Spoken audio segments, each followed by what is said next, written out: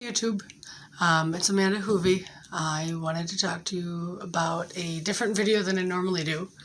The last 5 months, I have been on a different journey. I went and looked into bariatric surgery.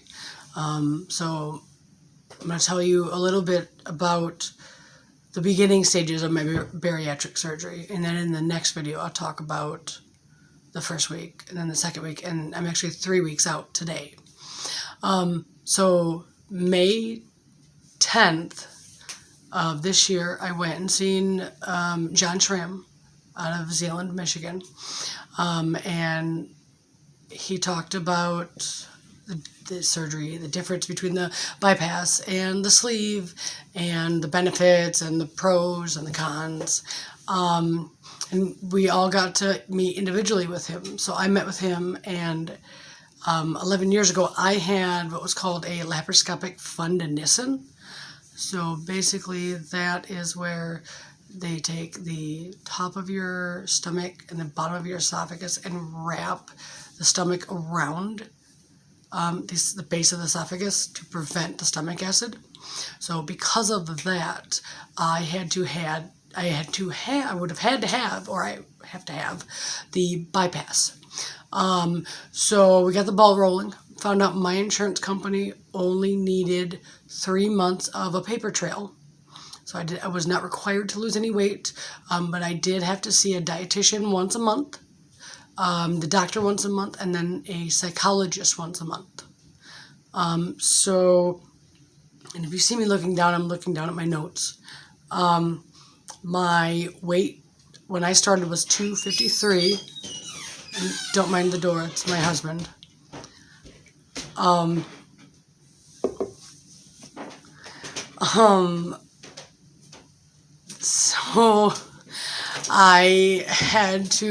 So May was my first month, and then June I had to get some blood work done. I had to see the dietitian. We had to go over my FitnessPal. I'll show you what they gave me.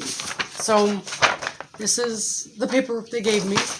It talks about wanting to meet my calorie intake of between 14 and 16,000 calories, no less than, or eat less than 35 grams of fat per day, 60 grams of protein, consume 130 grams of carbs per day, sugar-free beverages, how many fruits, vegetables, fats, lean meats, dairies, grains I needed in a day.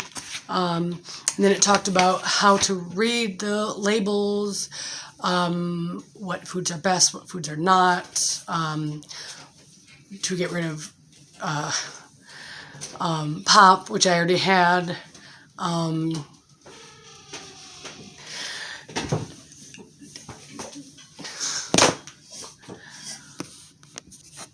Sorry about that.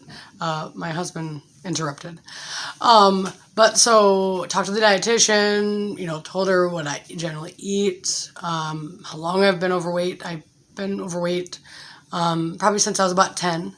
The highest I've ever been was about 300 pounds. So seeing the dietitian, then I had to see the therapist. So we got that ball rolling, seeing him. He talked to me about, what this surgery would do for my life, the benefits, how I've also got to retrain my brain,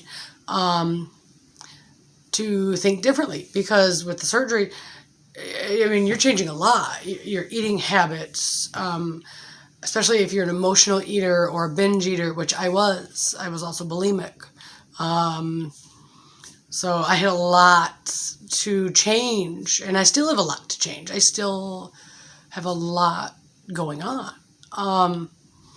But so then I seen the doctor, and then in July I had a EGD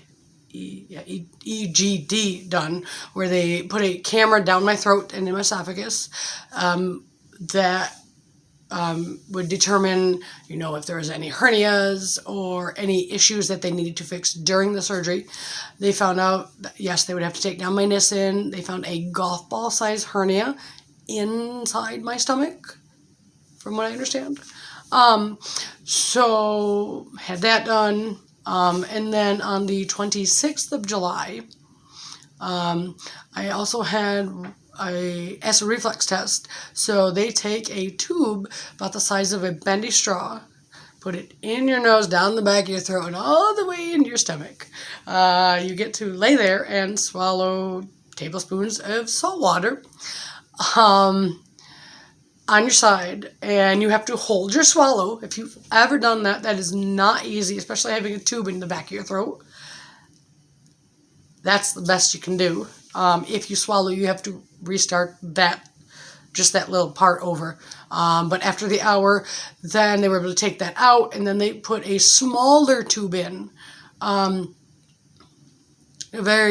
Just like a tiny tube down my throat in the back, and just about here.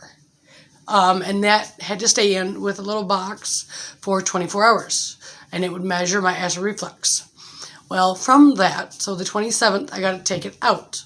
So from that, they found out that my sphincter does not tighten when the acid reflux comes up.